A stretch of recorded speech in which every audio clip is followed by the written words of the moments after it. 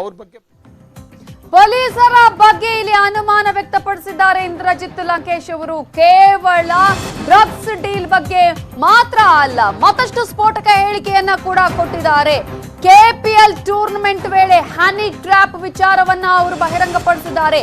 Sandalwood ನಲ್ಲೂ honey trap ಆಗ್ತಾ ಇದೆ ಅನ್ನುವ ವಿಚಾರವನ್ನ ಹೇಳಿದ್ದಾರೆ. ನಿರ್ಮಾಪಕ ಇಂದ್ರಜಿತ್ ಲಂಕೇಶ್ ಸ್ಫೋಟಕ ಹೇಳಿಕೆಯನ್ನ ಕೊಟ್ಟಿದ್ದು, ನನ್ನನ್ನ ಸಂಪರ್ಕಿಸಿದ್ರೆ ಎಲ್ಲವನ್ನ ಹೇಳ್ತೇನೆ. ಸ್ಯಾಂಡಲ್ವುಡ್ ನ ವಿಚಾರಕ್ಕೆ ಸಂಬಂಧಪಟ್ಟ ಹಾಗೆ ಡ್ರಗ್ಸ್ ನಂಟಿನ ವಿಚಾರಕ್ಕೆ ಸಂಬಂಧಪಟ್ಟಂತೆ ಸ್ಫೋಟಕ ಹೇಳಿಕೆಯನ್ನ ಇವತ್ತು ಇಂದ್ರಜಿತ್ ಲಂಕೇಶ್ ಕೊಟ್ಟಿದ್ದಾರೆ. ರಾತ್ರೋರಾತ್ರಿ ನಟಿಯರ ಬಳಿ ಕಾರ್ ಬರುತ್ತೆ, ಮರ್ಸಿಡಿಸ್ ಬೆನ್ಸ್ ಕಾರ್ ಬರುತ್ತೆ, ಜಾಗ್ವಾರ್ ಕಾರ್ಗಳು ಬರ್ತವೆ, ನಟಿಯರ ಅಪಾರ್ಟ್ಮೆಂಟ್ ಗಳಿಗೆ ಕಾರ್ ಬರುತ್ತೆ. ಈ ತನಕ ಯಾರು ಅಂತ ಬಹಿರಂಗವಾಗಿಲ್ಲ. ನಟ ನಟಿಯರು ಯಾರು ಅಂತ ಗೊತ್ತಾಗಬೇಕು, ಪೊಲೀಸರೇ ಈ ಬಗ್ಗೆ ಬಹಿರಂಗ ಪಡಿಸಬೇಕು ಅಂತ ಹೇಳಿ ಈಗಾಗಲೇ ಹೇಳಿದ್ದಾರೆ. ನಾನು ನಟ ನಟಿಯರಿಗೆ ಬೆದರೋದಿಲ್ಲ.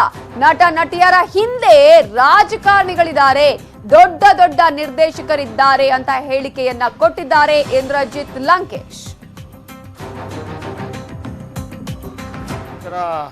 ನಡೀತಾ ಇದೆ ಕನ್ನಡ ಇಂಡಸ್ಟ್ರಿನಲ್ಲೂ ಕರ್ನಾಟಕದಲ್ಲೂ.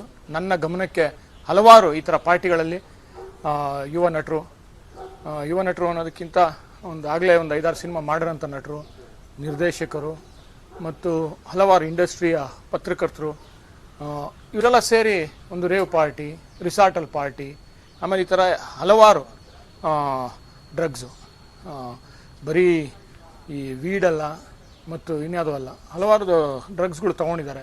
ಮತ್ತು ಅದೆಲ್ಲ ನನಗೆ ಗೊತ್ತಿದೆ. ಆಮೇಲೆ ಬೇಕಾದ್ರೆ ಏನು ಇನ್ಫಾರ್ಮೇಷನ್ ಬೇಕಾದರೂ ನಾನು ಹೇಳ್ತೀನಿ ಕನ್ಸರ್ನ್ ಪರ್ಸನ್ಗೆ. ಯಾಕೆ ಅಂತಂದರೆ ಒಂದು ಕಾಳಜಿಯಿಂದ ಅಷ್ಟೇ. ಯಾಕಂದರೆ ಇಡೀ ಚಿತ್ರರಂಗನ ನೀವು ಒಂದು ಡ್ರಗ್ ಮಾಫಿಯಾನಲ್ಲಿ ಇನ್ವಾಲ್ವ್ ಆಗಿದೆ ಅಂತ ಹೇಳೋದು ತಪ್ಪು. ಯಾಕಂತಂದರೆ ಇಡೀ ಚಿತ್ರರಂಗ ಆಗಿಲ್ಲ.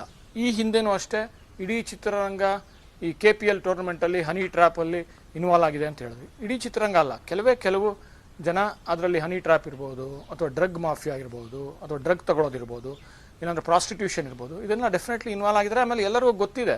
ಈ ಹಿಂದೆನೂ ನಾನೊಬ್ಬ ಪತ್ರಕರ್ತನಾಗಿ, ನಿರ್ದೇಶಕನಾಗಿ ನಿಮ್ಮ ಮಾಧ್ಯಮದ ಮೂಲಕ, ಒಂದು ವಾಹಿನಿಗಳ ಮೂಲಕ ಕೇಳ್ಪಟ್ಟೆ, ಈ ಥರ ಒಂದು ಹನಿ ಟ್ರ್ಯಾಪಲ್ಲಿ ಹಲವಾರು ನಟಿಯರು ಇನ್ವಾಲ್ವ್ ಆಗಿದ್ದಾರೆ. ಮತ್ತು ಪ್ರೆಸ್ ಕಾನ್ಫರೆನ್ಸ್ ಇಟ್ಕೊಂಡೇ ಪೊಲೀಸ್ ಕಮಿಷನರ್ ಹೇಳಿದ್ರು, ಜಾಗೋರು, ಮರ್ಸಿಡೀಸ್ ಬೆನ್ಸು, ಈ ಥರ ಅಪಾರ್ಟ್ಮೆಂಟು ರಾತ್ರೋರಾತ್ರಿ ಇವರಿಗೆಲ್ಲ ಬಂದಿದೆ, ಇದನ್ನೆಲ್ಲ ನಾವು ಹೆಸರುಗಳು ಬಂದಿದೆ, ಈ ಥರ ಗೊತ್ತಾಗಿದೆ, ತನಿಖೆ ಮಾಡ್ತಾ ಇದ್ದೀವಿ, ಎವಿಡೆನ್ಸ್ ಸಿಕ್ಕಿದೆ ಅಂತ. ಆದರೆ ಎಲ್ಲೂ ಮೆನ್ಷನ್ ಮಾಡಲಿಲ್ಲ. ಏನಾಗುತ್ತೆ ಅಂದರೆ ಅವಾಗ ಇಡೀ ಚಿತ್ರರಂಗಕ್ಕೆ ಒಂದು ಕಳಂಕ ಹುಟ್ಟಿದಂಗೆ ಆಗುತ್ತೆ, ಕಟ್ಟಿದಂಗೆ ಆಗುತ್ತೆ. ಅದಕ್ಕೆ ಯಾರು ಆ ನಟಿಯರು ಮತ್ತು ಯಾರು ಈ ನಟರು ಅನ್ನೋದನ್ನು ನೀವು ಬಹಿರಂಗಪಡಿಸ್ಬೇಕು ಅನ್ನೋದು ನನ್ನ ಒಂದು ಕೋರಿಕೆ ಅಷ್ಟೇ. ಒಂದು ಯಾಕೆ ಅಂತಂದರೆ ಇಡೀ ಚಿತ್ರರಂಗ ಇದಕ್ಕೆ ಇನ್ವಾಲ್ವ್ ಆಗಿಲ್ಲ, ಕೆಲವು ಜನ ಇನ್ವಾಲ್ವ್ ಆಗಿದ್ದಾರೆ ಅಂತ ನನಗೆ ಗೊತ್ತಿದೆ. ಅದನ್ನು ಬೇಕಾದ್ರೆ ನಾನು ನಿಮ್ಮ ಒಂದು ನಿಮಗೆ ಸಹಾಯ ಆಗಬೇಕು ಅಂತಂದರೆ ನಿಮ್ಮ ಎವಿಡೆನ್ಸ್ ಇದಕ್ಕೆ ಇನ್ವೆಸ್ಟಿಗೇಷನ್ಗೆ ನಾನು ಸಹಾಯ. ಇಡೀ ಚಿತ್ರರಂಗ ಇದರಲ್ಲಿ ಇಲ್ಲ, ಆದ್ರೆ ಕೆಲವೊಂದಷ್ಟು ನಟ ನಟಿಯರು ಇದರಲ್ಲಿ ಖಂಡಿತವಾಗ್ಲೂ ಕೂಡ ಇದ್ದಾರೆ. ಜೊತೆಗೆ ಯಾರ್ಯಾರು ಇದ್ದಾರೆ ಅನ್ನೋದ್ರ ಬಗ್ಗೆ NCB ಅವರು, ಪೊಲೀಸರು ಬಹಿರಂಗಪಡಿಸಬೇಕು. ಜೊತೆಗೆ ನನ್ನ ಹತ್ರ ಇದರ ಬಗ್ಗೆ ಏನಾದರೂ ಮಾಹಿತಿಯನ್ನು ಕೇಳಿದ್ರೆ ಖಂಡಿತವಾಗ್ಲೂ ನಾನು ಕೊಡೋದಕ್ಕೆ ಸಿದ್ಧನಿದ್ದೇನೆ ಅನ್ನುವಂತಹ ಮಾತನ್ನ ಹೇಳಿದ್ದಾರೆ ನಿರ್ದೇಶಕರಾಗಿರುವ ಇಂದ್ರಜಿತ್ ಲಂಕೇಶ್ ಅವರು. ಈ ಹಿಂದೆ ಕೂಡ ಅನೇಕ ಇಂತಹ ಘಟನೆಗಳು ನಡೆದಿದ್ವು, ಎಲ್ಲರಿಗೂ ಕೂಡ ಗೊತ್ತಾಗಿತ್ತು.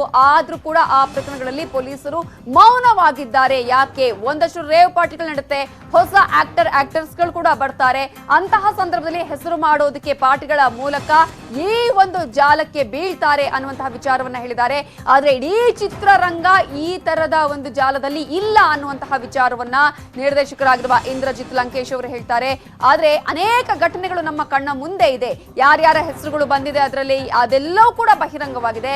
ಆದ್ರೆ ತಕ್ಕದಾದಂತಹ ತನಿಖೆ ನಡೆದಿಲ್ಲ, ಅವರ ಹೆಸರುಗಳನ್ನು ಬಹಿರಂಗ ಮಾಡಿಲ್ಲ. ಇಂತಹ ಘಟನೆಗಳಲ್ಲಿ ಇದ್ದಾರೆ ಅನ್ನೋದನ್ನ ಹೇಳುವಂತಹ ಪ್ರಯತ್ನ ಪೊಲೀಸರ ಕಡೆಯಿಂದ ಆಗಿಲ್ಲ. ಯಾಕೆ ಈಗಲೂ ಕೂಡ ಅಂತಹ ಒಂದು ಹೆಸರುಗಳು ಹೊರಗೆ ಬರ್ತಾ ಇಲ್ಲ? ಪೊಲೀಸರಾಗಿರ್ಬೋದು, NCB ಅವರು ಯಾಕೆ ಆ ರೀತಿಯ ಹೆಸರುಗಳನ್ನ ಹೇಳ್ತಾ ಇಲ್ಲ ಅನ್ನುವಂತಹ ವಿಚಾರವನ್ನು ಕೇಳ್ತಿದ್ದಾರೆ. ಒಬ್ಬ ನಿಮ್ಗೆಲ್ಲ ಗೊತ್ತಿದೆ, ಒಬ್ಬ ನಟ ತೀರೋದ.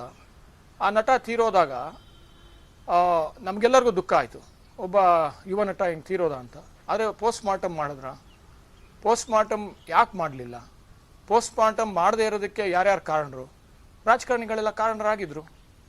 ಆಮೇಲೆ ಇವತ್ತು ನೀವು ಸುಶಾಂತ್ ಸಿಂಗ್ ರಜಪೂಟ್ನ ಒಂದು ಪೋಸ್ಟ್ ಮಾರ್ಟಮ್ ಬಗ್ಗೆನೇ ಇವತ್ತು ಚರ್ಚೆ ಆಗ್ತಾ ಇದೆ, ಇನ್ವೆಸ್ಟಿಗೇಷನ್ ಆಗ್ತದೆ, CBI ತನಿಖೆ ಆಗ್ತಾ ಇದೆ, ED ತನಿಖೆ ಆಗ್ತಾ ಇದೆ. ಇದೆಲ್ಲ ಹೆಸರುಗಳು ಬಹಿರಂಗ ಪಡಿಸಿದಾದ್ಮೇಲೂ ಅದು ಯಾಕೆ ಮುಚ್ಚೋಯ್ತು? ಅದಾದ ನಂತರ ಯಾಕೆ ಅದನ್ನು ಬಹಿರಂಗ ಪಡಿಸಲಿಲ್ಲ ಮತ್ತು ಇನ್ವೆಸ್ಟಿಗೇಷನ್ ಮಾಡಲಿಲ್ಲ ಮತ್ತು ಶಿಕ್ಷೆ ಆಗಲಿಲ್ಲ? ಒಂದು ಕಾರಲ್ಲಿ ಮಾದಕ ವಸ್ತುಗಳು ಸಿಕ್ತು, ಒಂದು ಸೌತ್ ಎಂಡಲ್ಲಿ ಹಿಂಗೆ ಕೆಲವು ನಟರು ಇದ್ರು ಇಲ್ಲಿ ಅಂತ ಅಂದ್ಬಿಟ್ಟು ನಟರುಗಳು ಹೆಸರುಗಳು ನೀವೆಲ್ಲ ಬಹಿರಂಗಪಡಿಸಿದ್ರಿ ವಾಹಿನಿ ಮೂಲಕ. ಆದರೆ ಆ ಪೊಲೀಸ್ ಕಮಿಷನರು ಕೂಡ ಮತ್ತು ಈ ಹಿಂದೆ ಸಂದೀಪ್ ಪಾಟೀಲ್ ಇದ್ರು ಅನ್ಸುತ್ತೆ, ಅವರು ಅಡಿಷನಲ್ ಕಮಿಷನರು, ಅವರು ಕೂಡ ಬಹಿರಂಗಪಡಿಸಿದ್ರು. ಅದಾದ ನಂತರ ಏನಾಯ್ತು ತನಿಖೆಗೆ? ಯಾರ್ಯಾರು ಇನ್ವಾಲ್ವ್ ಆಗಿದ್ರು? ದೊಡ್ಡ ನಟನ ಒಬ್ಬ ಮಗನ ಅಥವಾ ದೊಡ್ಡ ರಾಜಕಾರಣಿಯ ಮಗನ ಮತ್ತು ಇನ್ನೊಬ್ಬ ನಿರ್ದೇಶಕನ ಮಗನ, ಇವರೆಲ್ಲ ಇದ್ರು. ಇದೆಲ್ಲ ಹೆಸರುಗಳು ಬಹಿರಂಗ ಪಡಿಸಿದಾದ್ಮೇಲೂ ಅದು ಯಾಕೆ ಮುಚ್ಚೋಯ್ತು? ಅದಾದ ನಂತರ ಯಾಕೆ ಅದನ್ನು ಬಹಿರಂಗ ಪಡಿಸಲಿಲ್ಲ ಮತ್ತು ಇನ್ವೆಸ್ಟಿಗೇಷನ್ ಮಾಡಲಿಲ್ಲ ಮತ್ತು ಶಿಕ್ಷೆ ಆಗಲಿಲ್ಲ?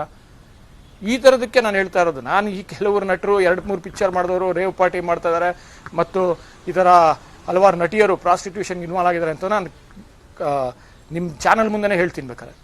ಆದರೆ ಇವ್ರ ಹಿಂದೆ ಯಾರಿದ್ದಾರೆ? ಇಲ್ಲಿ ರಾಜಕಾರಣಿಗಳಿದ್ದಾರೆ, ಮಾಡೆಲ್ ಕೋಆರ್ಡಿನೇಟರ್ಗಳಿದ್ದಾರೆ, ಮಾಡೆಲ್ ಏಜೆನ್ಸಿಗಳಿದ್ದಾರೆ. ಇವ್ರಿಗೆಲ್ಲ ಏನು ಅಂತಂದರೆ ಒಂದು 2 ಪಿಕ್ಚರ್ 3 ಪಿಕ್ಚರ್ ಅಥವಾ 4 ಪಿಕ್ಚರ್ ಮಾಡತಂಥ ಹೀರೋಯಿನ್ಗಳಿಗೆ ಇವ್ರಿಗೆಲ್ಲ ಪ್ರಚಾರ ಬೇಕು.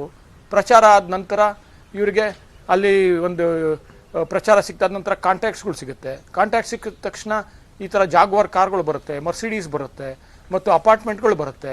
ಹನಿ ಟ್ರ್ಯಾಪ್ಗೆ ಇನ್ವಾಲ್ವ್ ಆಗ್ತಾರೆ, ಪ್ರಾಸ್ಟಿಟ್ಯೂಷನ್ಗೂ ಇದ್ದಾರೆ ಅಂತ ಹೇಳಿದ್ದೀರಾ ಕಮಿಷನರು. ಯಾಕೆ ಬಹಿರಂಗ ಪಡಿಸಲ್ಲ? ಅಥವಾ ನೀವು ಒಂದು ಹ್ಯಾಂಡ್ ಇನ್ ಗ್ಲೌವ್ ಆಗಿದ್ದೀರಾ ಈ ರಾಜಕಾರಣಿಗಳ ಜೊತೆ? ಅಥವಾ ಅವ್ರು ಈ ಥರ ನಡೀತಾ ಇದೆ ಕನ್ನಡ ಇಂಡಸ್ಟ್ರಿನಲ್ಲೂ ಕರ್ನಾಟಕದಲ್ಲೂ.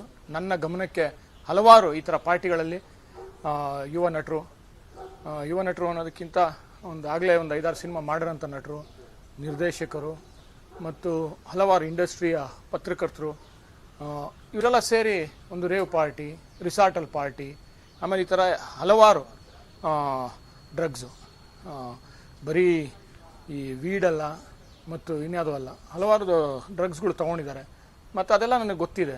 ಆಮೇಲೆ ಬೇಕಾದ್ರೆ ಏನು ಇನ್ಫಾರ್ಮೇಷನ್ ಬೇಕಾದರೂ ನಾನು ಹೇಳ್ತೀನಿ ಕನ್ಸರ್ನ್ ಪರ್ಸನ್ಗೆ. ಯಾಕೆ ಅಂತಂದರೆ ಒಂದು ಕಾಳಜಿಯಿಂದ ಅಷ್ಟೇ. ಯಾಕಂದರೆ ಇಡೀ ಚಿತ್ರರಂಗನ ನೀವು ಒಂದು ಡ್ರಗ್ ಮಾಫಿಯಾನಲ್ಲಿ ಇನ್ವಾಲ್ವ್ ಆಗಿದೆ ಅಂತ ಹೇಳೋದು ತಪ್ಪು. ಯಾಕಂತಂದರೆ ಇಡೀ ಚಿತ್ರರಂಗ ಆಗಿಲ್ಲ. ಈ ಹಿಂದೆನೂ ಅಷ್ಟೇ ಇಡೀ ಚಿತ್ರರಂಗ ಈ KPL ಟೂರ್ನಮೆಂಟಲ್ಲಿ ಹನಿ ಟ್ರ್ಯಾಪಲ್ಲಿ ಇನ್ವಾಲ್ವ್ ಆಗಿದೆ ಅಂತ ಹೇಳಿದ್ವಿ. ಇಡೀ ಚಿತ್ರರಂಗ ಅಲ್ಲ, ಕೆಲವು ಜನ ಅದರಲ್ಲಿ ಹನಿ ಟ್ರ್ಯಾಪ್ ಇರ್ಬೋದು, ಅಥವಾ ಡ್ರಗ್ ಮಾಫಿಯಾ ಇರ್ಬೋದು, ಅಥವಾ ಡ್ರಗ್ ತಗೊಳ್ಳೋದಿರ್ಬೋದು, ಏನಾದರೂ ಪ್ರಾಸ್ಟಿಟ್ಯೂಷನ್ ಇರ್ಬೋದು, ಇದನ್ನು ಡೆಫಿನೆಟ್ಲಿ ಇನ್ವಾಲ್ವ್ ಆಗಿದ್ದಾರೆ. ಆಮೇಲೆ ಎಲ್ಲರಿಗೂ ಗೊತ್ತಿದೆ.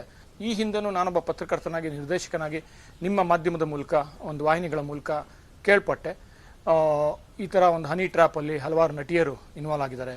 ಮತ್ತು ಪ್ರೆಸ್ ಕಾನ್ಫರೆನ್ಸ್ ಇಟ್ಕೊಂಡೇ ಪೊಲೀಸ್ ಕಮಿಷನರ್ ಹೇಳಿದ್ರು, ಜಾಗೋರು, ಮರ್ಸಿಡೀಸ್ ಬೆನ್ಸು, ಈ ಥರ ಅಪಾರ್ಟ್ಮೆಂಟು ರಾತ್ರೋರಾತ್ರಿ ಇವ್ರಿಗೆಲ್ಲ ಬಂದಿದೆ, ಇದನ್ನೆಲ್ಲ ನಾವು ಹೆಸರುಗಳು ಬಂದಿದೆ, ಈ ಥರ ಗೊತ್ತಾಗಿದೆ, ತನಿಖೆ ಮಾಡ್ತಾ ಇದ್ದೀವಿ, ಎವಿಡೆನ್ಸ್ ಸಿಕ್ಕಿದೆ ಅಂತ. ಆದರೆ ಎಲ್ಲೂ ಮೆನ್ಷನ್ ಮಾಡಲಿಲ್ಲ.